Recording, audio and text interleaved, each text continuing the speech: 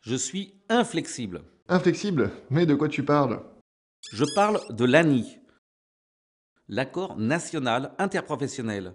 Tu sais, cet accord signé entre le MEDEF et quelques syndicats minoritaires pour nous rendre tous encore plus flexibles. Ah oui, j'ai entendu parler de quelque chose comme ça.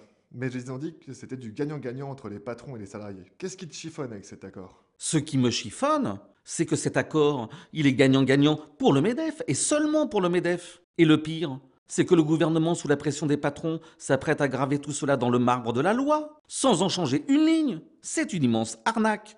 Explication. D'abord, le texte prétend créer des droits nouveaux pour les salariés.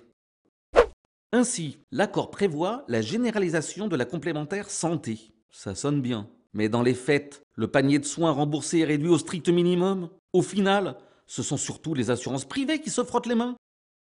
On parle également d'un droit rechargeable à l'assurance chômage, c'est-à-dire la conservation du reliquat de ses droits lorsqu'un salarié retrouve un emploi après une période de chômage. Très bien. Mais comment ce droit sera-t-il effectif, garanti financièrement, puisqu'il n'est assis sur aucune recette nouvelle du régime d'assurance chômage et que le MEDEF a déclaré qu'il ne mettrait pas un euro dans ce dispositif?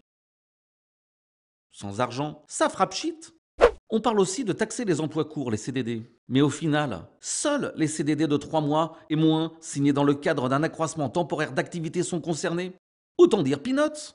L'intérim, par exemple, n'est pas concerné. Les employeurs bénéficieront de nouvelles exonérations de cotisations patronales. Et tout est à l'avenant. Des avancées virtuelles, renvoyées à d'hypothétiques futures négociations, et tout ça au nom de la défense de l'emploi. Quelle arnaque! Oui, mais dans la période actuelle, avec la crise, il faut peut-être faire un effort et faire preuve d'un peu de souplesse, non? De la souplesse? Parlons-en, c'est toi qu'ils vont plier en deux.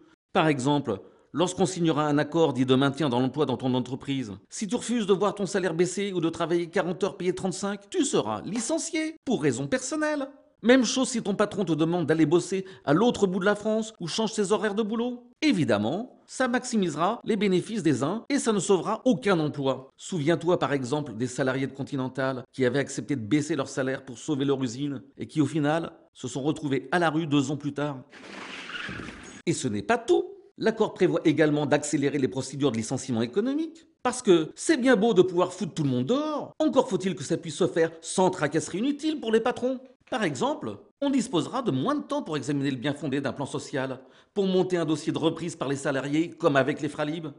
Moins de temps aussi pour saisir le juge, moins de temps pour obtenir réparation d'un préjudice, par exemple des heures non payées, puisque la prescription passe de 5 à 3 ans, etc., etc., etc. Dis donc, on dirait bien qu'au lieu de sécuriser l'emploi, ce sont les licencieurs qui seront en sécurité. C'est quand même bizarre qu'un gouvernement socialiste soit d'accord avec tout ça. Bizarre. Le gouvernement a une fâcheuse tendance à oublier ce pourquoi il a été élu. D'autant qu'il ne peut pas ignorer ce qu'en pensent les syndicats, qui représentent l'immense majorité des salariés. Et dans le même temps, il faut montrer que d'autres choix sont possibles. Et c'est justement ce que fait le Front de gauche. Nous proposons, par exemple, une nouvelle sécurité sociale de l'emploi pour sécuriser véritablement les parcours de vie.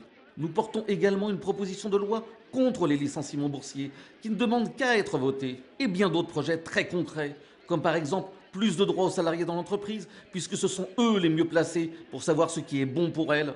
Tous les parlementaires de gauche doivent prendre leurs responsabilités. Pour nous, et les parlementaires communistes et du Front de gauche, c'est clair. Les Français n'ont pas chassé Sarkozy pour laisser le MEDEF faire la loi.